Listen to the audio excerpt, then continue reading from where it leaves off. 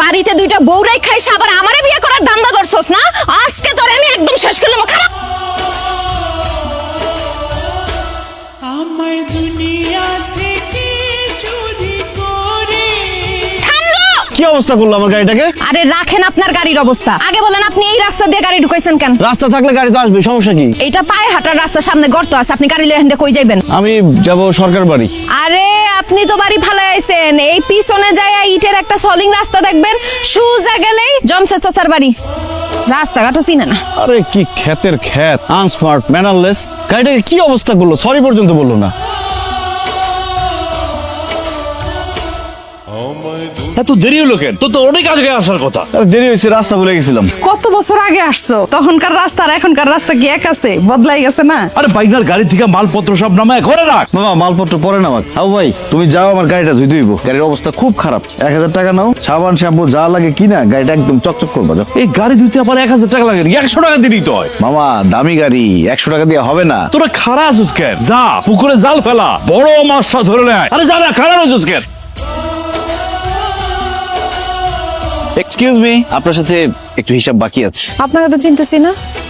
বুবু, এটা আমাকে জয় ভাই, আমার বড় পুকুর ছেলে, গ্রামে বেড়াইতে আসছে। ও হ্যাঁ, আচ্ছা কি বলবেন বলেন। আপনি যে কালকে আমার গাড়ির এত ক্ষয়ক্ষতি করলেন, জরিমানা তো দিলেন না। জরিমানা না দেন, অন্তত সরি বলেন। সরি বলবো কেন? আমি তো কিছুই বুঝতেছি না। ও গ্রামের খ্যাত, সরি বলতেও জানে না। What do you mean by গ্রামের খ্যাত? ওরে বাবারে, আবার দেখি ইংলিশও বলে। আমি যদি গ্রামের খ্যাত হয়ে থাকি তাহলে আপনিও গ্রামের খ্যাত। আমি সৈয়দ বংশের ছেলে। আমার দাদা সৌদি আরব থেকে আসছে এখানে। কথা বলার আগে ইতিহাসটা একটু ভালো মতো জাইনা নিয়েন। সৈয়দ বংশের অবস্থা যদি এতই ভালো থাকতো তাহলে তারা সৌদি থেকে ভাগ্যের খোঁজে এই গ্রামে আসতো না। আপনার দাদা ভাগ্যের সন্ধানে এই গ্রামে আসছিল।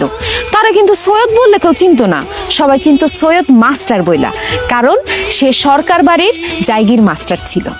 তারপর আপনার দাদা এই গ্রামেই বিয়ে করছে, আপনার আব্বার জন্ম হয়েছে এই গ্রামে, আপনার আব্বা আবার এই গ্রামেই বিয়ে করছে। সো আমার থেকে বড় খ্যাত কিন্তু আপনি, খ্যাত ভাইয়া।